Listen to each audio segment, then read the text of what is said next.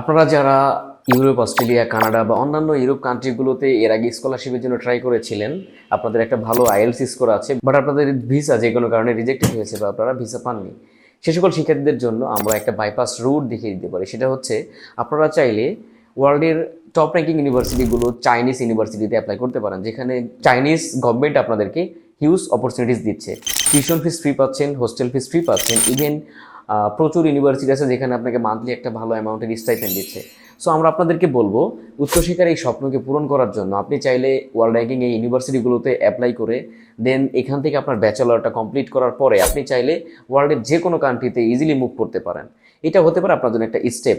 So আপনাদের টাইমটা West না করে আপনারা চাইলে সরাসরি স্টাডি ওয়ার্ল্ডের মাধ্যমে একটা ভালো ইউনিভার্সিটিতে এখনই অ্যাপ্লিকেশন করে আপনাদের উচ্চশিক্ষার যে স্বপ্নটা নিয়ে আমরা আছেন এটা কমপ্লিট করতে পারেন।